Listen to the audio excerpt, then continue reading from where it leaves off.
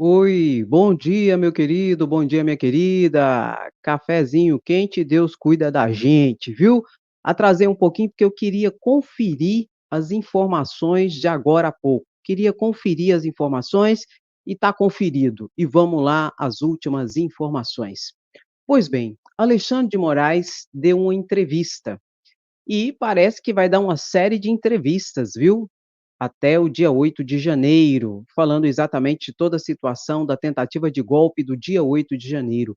E Alexandre de Moraes, na sua entrevista, eu vou falar as partes principais aqui para você, mostra com as suas falas que eles sabem e têm acesso a muito mais situações do que nós podemos imaginar. Exatamente isso. Então, Alexandre de Moraes detalhou a apuração das investigações pela Polícia Federal no dia 8 de janeiro, na medida daquilo que ele podia falar, é claro. E ele assegurou que a democracia está mais forte do que antes. E ele disse que no dia 8 de janeiro, ele estava em recesso, né, todos estavam em recesso, e ele estava em Paris, junto com a sua família. E quando ele viu pela TV o que estava acontecendo em Brasília, aí imediatamente ele disse que ligou para Flávio Dino, ministro da Justiça, e perguntou para Flávio Dino o que estava acontecendo, porque havia tido reuniões anteriores com Polícia Federal, o Exército, especialmente com a Polícia Militar do DF, que é a responsável pela segurança dos três poderes, uma vez que o Distrito Federal abriga os três poderes. E ele perguntou, mas o que aconteceu? Ficou combinado, ficou acertado a ordem de que ninguém subiria para a esplanada, que ninguém poderia entrar na esplanada dos ministérios. E quem autorizou esse pessoal a entrar? E a gente sabe que tem vídeos da polícia do DF escoltando os golpistas para chegar até a esplanada dos ministérios. Então ele ficou indignado, aí diz que foi consultado qual era a medida que deveria ser adotada e tal, e eles afastaram a GLO, e ele então, e principalmente Flávio Dino e Lula decidiram então pela intervenção federal. E ele disse que antes de tomar qualquer medida, ele esperou ser acionado, porque a gente sabe que um dos princípios do judiciário é o quê? Você ser provocado, o judiciário precisa ser provocado para agir. Então ele teve a provocação da Polícia Federal pedindo prisões e pedindo ações e também da Advocacia Geral da União. Quando ele foi provocado nesse sentido, é interessante que ele não fala de Augusto Aras, né? Augusto Aras que devia provocar, não provocou. Quem provocou foi a Advocacia Geral da União e a Polícia Federal. Esse adendo é importante. A partir disso, ele determinou a prisão do ministro da Justiça, Anderson Torres, ele determinou a prisão do coronel Fábio Vieira, da Polícia Militar do DF, e ele determinou também o afastamento imediato do governador Ibanez Rocha. E ele disse que, a partir disso, ele já pediu uma verificação ali pelos órgãos de inteligência, notadamente aqueles de sua confiança, para saber como que estavam os outros estados, para saber se algum outro estado ia se levantar contra a democracia, para que então pudesse ser tomadas medidas imediatamente. Porque Alexandre de Moraes falou que era necessário que o Brasil e que os governadores e que todo o Estado entendesse que o Supremo Tribunal Federal não iria aceitar um golpe de Estado e que ia mandar prender quem quer que fosse.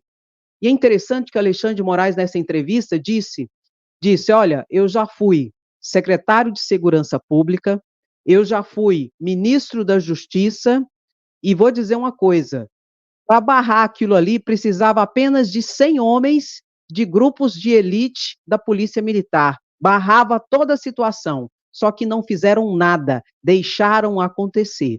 E aqui a gente abre um parênteses.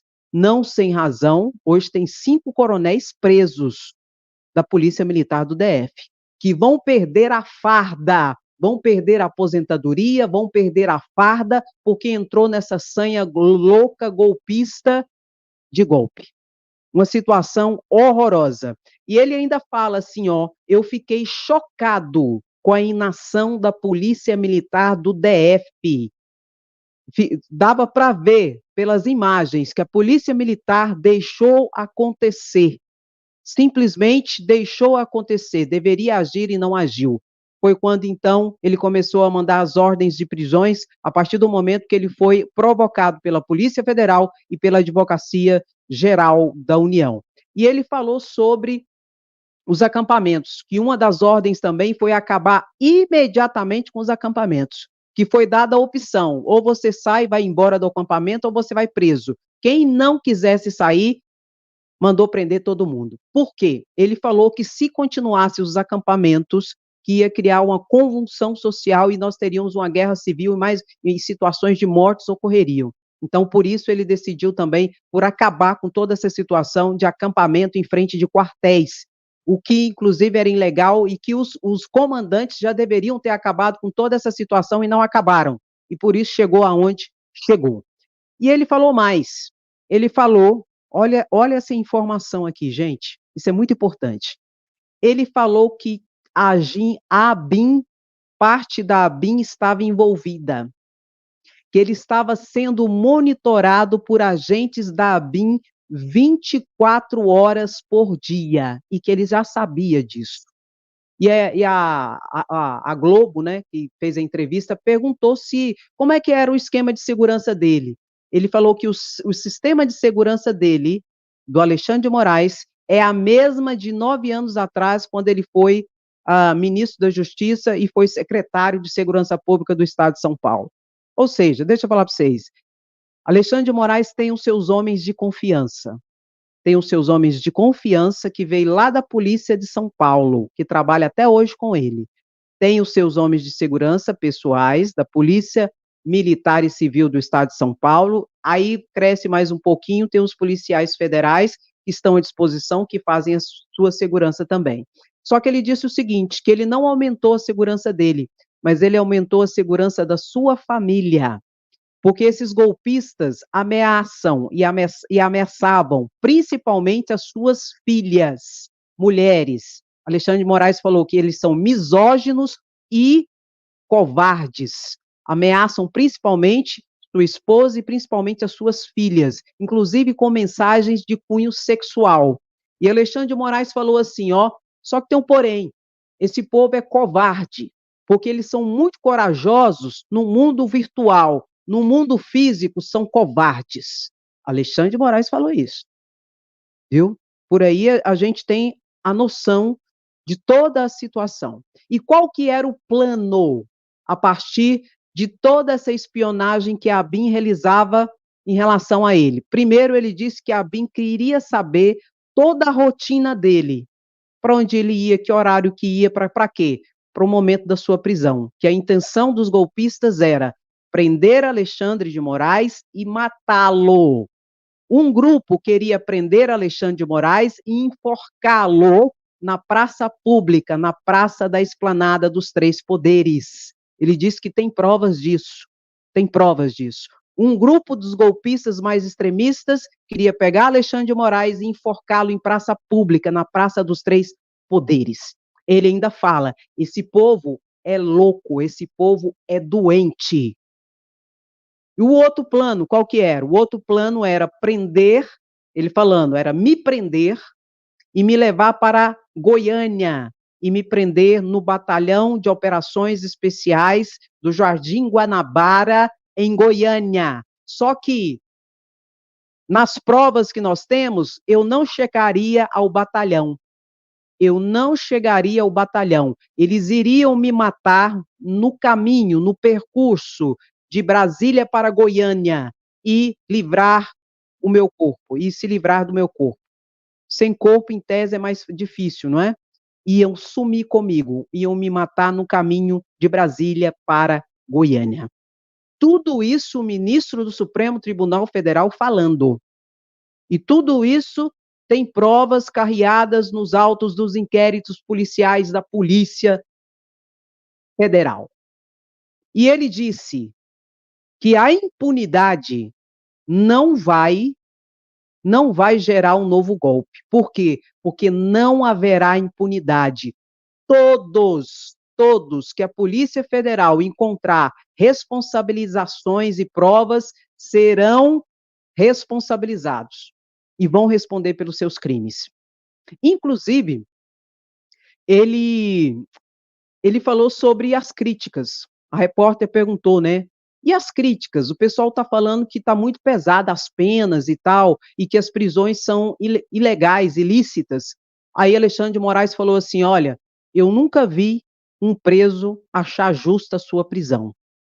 Escuto as críticas, aquelas que são positivas, absolvo, aquelas que não são, são descartadas. Nenhum preso que é preso acha que a sua pena é justa, mas se não queria estar preso, não devia ter aprontado". E ele ainda falou, inclusive, os crimes em que foram incursos, que o Ministério Público Federal, a Procuradoria-Geral da República, à época, Carlos Frederico, pediu a condenação, se somadas as penas na sua totalidade, daria 50 anos de cadeia. O Ministério Público não pediu 50 anos, o Ministério Público pediu para alguns 30 anos de cadeia, e o Supremo Tribunal Federal está reduzindo isso para de 3 a 17 anos de cadeia. Então não existe abuso, não existe nada disso. E que foi muito grave toda essa situação, e que tem que haver a resposta estatal. E ele disse que não tem medo, que não tem medo, que não aumentou a sua segurança, aumentou a segurança da sua família, e que, a partir disso, a principal lição de todos nós brasileiros é a necessidade urgente da regulação das redes sociais. Porque ele falou que tudo isso foi possível por causa das redes sociais. As redes sociais propagaram ódio, propagaram fake news, propagaram mentiras, propagaram ataques e toda essa situação de ódio em relação à democracia, em relação ao pleito eleitoral, em relação a ele. Gente, um plano para enforcar Alexandre de Moraes na praça pública. Que é isso? É a gente voltar para a época das trevas. E o outro grupo ia pegar, sequestrar Alexandre de Moraes, prender e, no caminho de Brasília para Goiânia, ia matar ele. Tudo isso com provas. E ele falou que mais de 30 executores já foram condenados nesse primeiro ano, pegando penas de 3 a 17 anos, que agora começou a parte dos financiadores, e que daqui a pouco vai chegar na parte dos autores intelectuais, daqueles granfininhos, deputados, senadores, ex-presidente, etc e tal, que vão responder também pela tentativa de golpe. Inclusive, eu mostrei para vocês que o primeiro denunciado lá do Paraná, de Londrina, financiador, o Ministério Público Federal, a Procuradoria-Geral da República, pediu 30 anos de cadeia para ele e 100 milhões de indenização por danos morais coletivos. Não vai passar impune. E é interessante que Alexandre de Moraes disse que a maioria dos golpistas que foram presos é de classe média e que acham que não tem que ser responsabilizados, que acham que só quem tem que ser responsabilizado no país é pobre. São misóginos, muitos racistas, e a maioria ali que foi preso branco e de classe média. E que mesmo assim estão respondendo e vão responder. E que não haverá impunidade. Não haverá impunidade. E que o Supremo Tribunal Federal decidiu, desde o início, mostrar que não aceitaria nenhum tipo de golpe de Estado no país. E que tudo isso foi feito por um motivo, porque eles não aceitavam o resultado das urnas eletrônicas. E que a propagação de fake news, de que tinha fraude, que o STF era comunista, de que as urnas não eram confiáveis, que tudo isso gerou essa loucura coletiva que desembocou no ato do dia 8 de janeiro, mas que o ato do dia 8 de janeiro não se finda ali. Foi a partir de uma série de atos anteriores de incitadores ao golpe, que deflagrou o dia 8 de janeiro. E que serão responsabilizados todos. Todos serão responsabilizados. Basta a polícia, isso ele falando, basta a Polícia Federal chegar com as provas, que todos serão responsabilizados. com o devido processo legal, todos serão responsabilizados. Aí você pergunta assim: Bolsonaro, Andréia, o que que ele disse de Bolsonaro? Porque a repórter perguntou. A repórter perguntou para ele: "E Bolsonaro, que sempre falou das urnas eletrônicas, que sempre atacou o pleito eleitoral, Bolsonaro tem responsabilização sobre o ataque do dia 8 de janeiro?" Foi feita essa pergunta para Alexandre de Moraes. Alexandre de Moraes disse o seguinte: que espera as conclusões dos trabalhos da Polícia Federal. Se a Polícia Federal apresentar provas do envolvimento de Bolsonaro como autor intelectual, Bolsonaro será responsabilizado igualmente, igual aos outros. Será responsabilizado do mesmo jeito. Basta a Polícia Federal apresentar as provas. Ninguém que aprontou e que fez, que participou, direto ou indiretamente, seja enquanto financiador, enquanto executor, enquanto autor intelectual, ninguém vai ser deixado para lá. Serão responsabilizados. Isso é muito importante. Agora, você me pergunta assim, e Andréia, diante desse contexto, dessa entrevista dada por Alexandre de Moraes, o que que a gente pode extrair dessa entrevista? A minha opinião, a minha opinião, eles já sabem de tudo. Eles só estão esperando talvez uma prova aqui para encaixar no dominó a peça, né, encaixar ali toda a situação. Já sabem de tudo. Quando Alexandre de Moraes falou na entrevista que a ABIN estava espionando ele para saber todo o itinerário, todos os seus hábitos, para saber os seus horários, porque o plano era prendê-lo, e um grupo queria enforcá-lo em praça pública, e um outro grupo ia levar ele preso para Goiânia, só que iam matar ele no caminho.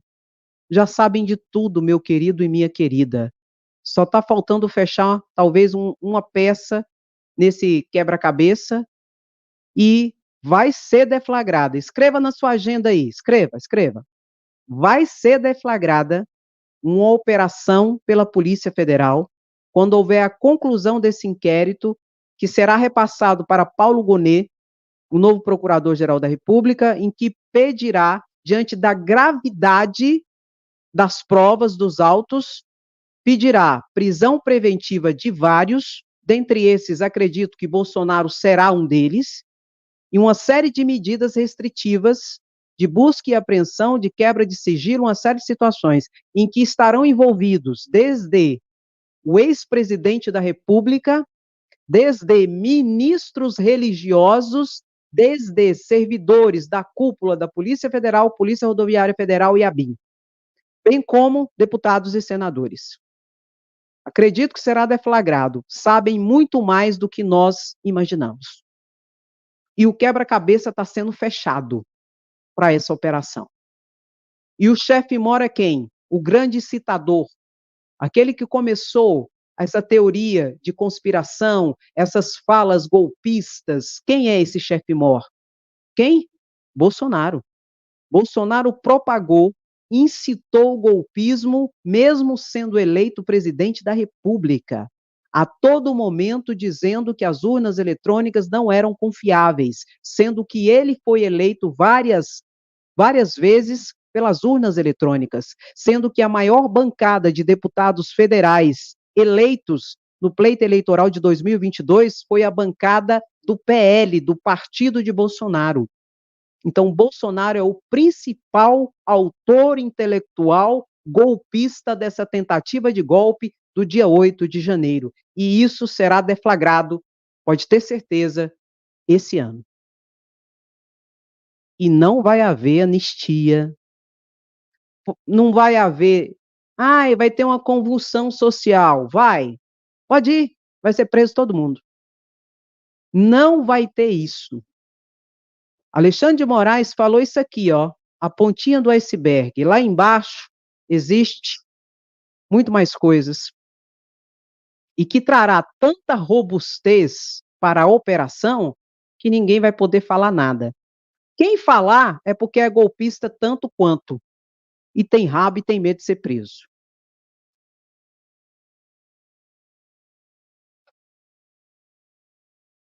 Um absurdo.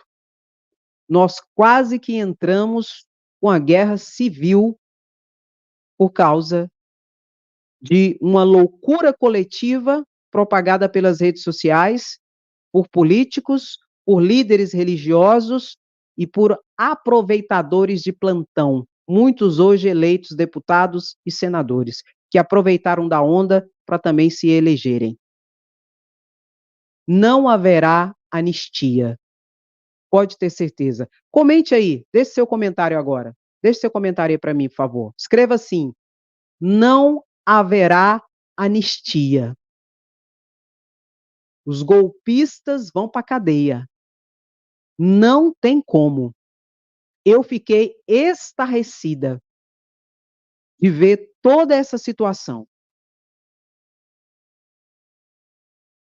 Pronto. Tem gente falando que o chat estava travado. Se estava travado, destravou. Não é? Estava travado, destravou. Bolsonaro é a seguinte situação, meu querido. Deixa eu falar para vocês. Como é que é a situação de Bolsonaro? Bolsonaro é o seguinte: puxou uma pena, vem uma galinha inteira. E a pena já foi puxada. Só falta a gente mostrar e ver essa galinha. Porque a pena já foi puxada e apareceu a galinha inteira. É a situação de Bolsonaro. O raminho já foi puxado e está vindo tudo. E eles já sabem de tudo. Pode preparar. E Bolsonaro está cagando de medo do dia 8 de janeiro, do toque, toque, toque da Polícia Federal na sua casa. Ah, mas seria muito simbólico. Oh, meu Deus. Pensa. Eu abro até uma champanhe aqui junto com vocês se isso acontecer. Bolsonaro já foi até orientado. Dia 8 de janeiro, não fique no seu domicílio, porque você pode receber uma visitazinha toque, toque, toque, que não vai ser toque, toque, da Polícia Federal. A justiça será feita, você querendo ou não, você gostando ou não, a justiça será feita. Eu sempre falo para vocês, e vou repetir, o caráter pedagógico da justiça sendo realizada ao caso concreto nessa situação de golpismo é sine qua non para que, de fato e de verdade, a democracia saia mais fortalecida desse processo que não acabou. Não acabou esse processo de restauração e de fortalecimento da democracia a partir do ataque à democracia. Para fechar esse ciclo, tem que haver a prisão dos financiadores e, especialmente, dos autores intelectuais, seja deputado, seja senador, seja coronel, seja quem for, seja o ex-presidente da República, Bolsonaro, que tem rabo e deve. E não adianta vingadinho chorar que não. Ó, mimimi, vai ficar chorando até quando? Engole o choro, porque o momento do seu chororô ainda não chegou, não. Quem sabe vai ser dia 8 de janeiro, com a prisão de Bolsonaro. Quem sabe, não é verdade? Eu sei que a justiça demora, mas ela vai vir. E eu gostei muito da fala de Alexandre de Moraes. É um cara que, meu querido, é mais ou menos aqui, é do jeito que vai e volta. Falou que esses golpistas são muito corajosos atrás do mundo virtual, porque pessoalmente são covardes. Leia-se, eu não tenho medo de vocês. Alexandre de Moraes falando para essa trupe. E que vão responder e todos serão responsabilizados. Todos. E digo, inclusive Bolsonaro. Viu? Ai, não prende Bolsonaro porque tem medo de uma convulsão social, do povo ir para a rua. Vai para a rua. Já vou te avisar. Pode preparar aí. Bolsonaro será preso. Vai para a rua fazer baderna, que você vai junto. Vai preso junto. Já vai ter cela especial reservada para a galera. Viu? Vai. Vai que eu quero ver. E eu quero falar aqui e mostrar. Bolsonaro achou que estava num mundo sem lei. Entende? E ele agiu assim, porque era presidente da República e muitos passavam pano para ele. O único que se levantou de fato e de verdade contra o desgoverno Bolsonaro foi Alexandre de Moraes. Se não fosse Alexandre de Moraes, teria ocorrido o golpe. Simples assim. Espera aí, deixa eu ligar esse trem aqui que tá quente aqui. Entendeu, meu querido? E pode esperar que o PL 2630, que é o PL da fake news, será regulamentado esse ano. E Alexandre de Moraes já falou que, independentemente desse PL ser regulamentado ou não, que está na Câmara de Deputados Federais, ou seja, se o Congresso Nacional não aprovar, não fizer essa lei para regulamentar as redes sociais, de muito de robô aí golpista, inclusive, o TSE vai regulamentar. É, o gadinho chorando já, o gadinho chorando. Ó o gadinho chorando. Vai regulamentar por meio de resolução. E o TSE pode fazer isso, André? Pode. É aquilo que eu falei. Se o Congresso Nacional não faz o dever de casa, o Judiciário tem que fazer. O Judiciário não pode esperar a bel prazer da decisão do Congresso Nacional. Porque as situações, os fatos concretos chegam no Judiciário para decidir. E a lei de introdução às normas do direito brasileiro diz que o Judiciário tem que dizer o direito ao caso concreto, mesmo que não haja lei. Isso não é comunismo, isso não é ativismo judicial, isso é a prática judicante que exige respostas concretas às aflições que a sociedade vivencia dia a dia. E hoje uma das aflições é: os golpistas estão soltos ainda nas redes sociais, propagando ódio, mentira e fake news. E vai ter que ser feita alguma coisa. Se o Congresso não quer fazer, o Supremo, especialmente nesse ano de eleição, especialmente com a inteligência artificial, vai fazer e vai regulamentar. E depois não fica chorando, falando que é ativismo judicial, não, tá? Crie-lhe vergonha na cara. Tome-lhe tino. Tome-lhe tino. Silas Malafaia, meu querido, minha querida. Silas Malafaia, eu vou falar uma coisa para vocês, viu? É uma vergonha. O governo federal soltou uma campanha publicitária falando do Bolsa Família, aí eles colocam lá casos parecidos, concretos da vida real, e colocou uma mulher lá que falou glória a Deus, comprou um leite lá com o dinheiro do Bolsa Família para pessoa carente, enfim, tal. Eu ia colocar o vídeo do Silas Malafaia falando, mas não vou colocar, não. Não vale a pena ver, não, sabe por quê? É o homem que se diz cristão e xinga, fala, escarneia, faz escárnio das pessoas, xinga, sabe, contra o governo, e ele se coloca como se ninguém pudesse falar glória a Deus. Eu falo direto aqui, glória a Deus, eu falo direto aqui, misericórdia, eu falo direto aqui, em nome de Jesus, isso não vai acontecer. Aí ele quer falar que esse tipo de fala é exclusiva dos evangélicos, é exclusiva de um grupo. Você conta, eu conto. Todo mundo fala o que quiser. Só por isso coloca aí, coloca nos comentários aí, para nós mostrar para Silas Malafaia que não é exclusivo de ninguém. Deus não é exclusivo de ninguém. Coloque assim, glória a Deus. Coloque assim, aleluia. Aleluia. Não é exclusivo de ninguém. Não é exclusivo de nenhuma religião. Governo pode usar, eu posso usar, você pode usar. Ele está achando que ele é quem? Para achar que é exclusivo de um grupo. Coloque aí, meu querido. Coloque glória a Deus.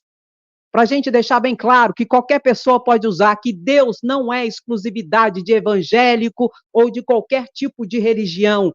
Deus é universal. E quem quiser adorá-lo, adora. O triste não é nós falarmos glória a Deus, não sendo evangélico, etc, etc e tal. Não obstante, a maioria é cristã. O triste, sabe o que que é?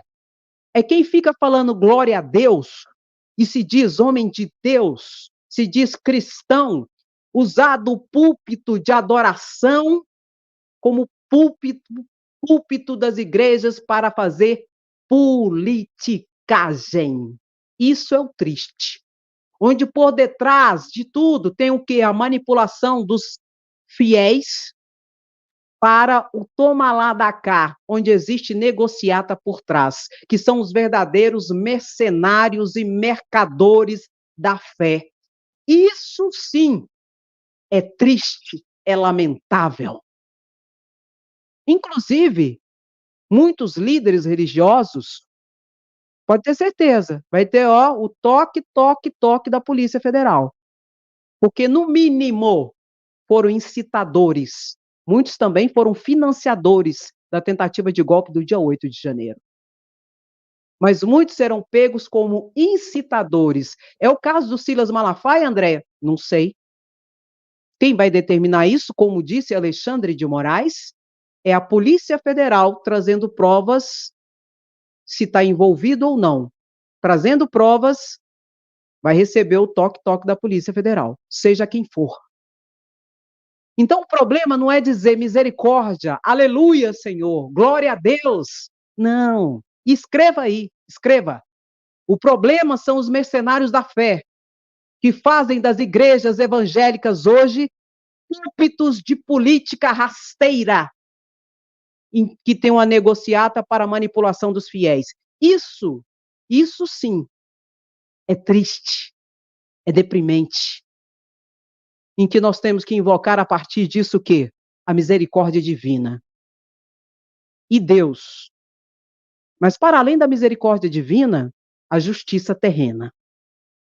E Deus, Jesus Cristo, a Bíblia não é exclusividade de ninguém, não é exclusividade de nenhuma religião. A Bíblia é um livro universal e Deus também é universal. É muita prepotência, é muita arrogância achar que é exclusividade de quem quer que seja.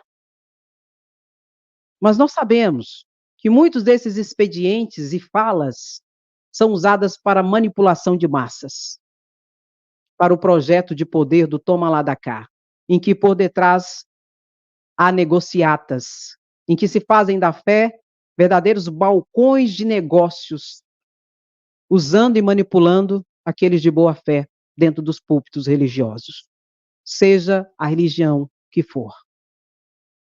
E aqui, Jacaré, aqui não. Aqui não engana, não. E aqui a gente fala. Quem gosta, fica. Quem não gosta, escreve. Aleluia, aleluia. E estamos junto. Graças a Deus nós estamos aqui. E Deus não é exclusividade de ninguém. E o que nós queremos? O que nós queremos? Justiça. E você vai colocar assim nos comentários, se você não tem comentário a fazer, você vai colocar nos comentários assim, ó, sem anistia. Sem não vai colocar assim não, coloca assim, ó, não haverá anistia, seja para quem for. Escreva assim nos comentários que é muito importante, e nós queremos o quê? Justiça. Nós somos o quê? Resistência. Quem gosta fica, quem não gosta já foi embora. Chora, chora, chora, chora. Meu querido, minha querida, muito obrigado pela sua paciência, pela sua sapiência e pela sua resistência. Às 12h30, temos um novo horário aqui. Às 8h da manhã, às 12h30 e às 16h30. E se me encher muita paciência, gadinho, se me encher muita paciência, meia-noite eu estou aqui também. Entendeu? Não adianta não, do jeito que vai, vem. Meu querido, minha querida, muito obrigado, beijo no seu coração, deixe seu comentário. Seu comentário é muito importante, não abro mão, tá bom? Deixe seu comentário. Não haverá anistia. Aleluia. Tamo junto sempre, beijo no seu coração. Tchau, tchau. Se cuida.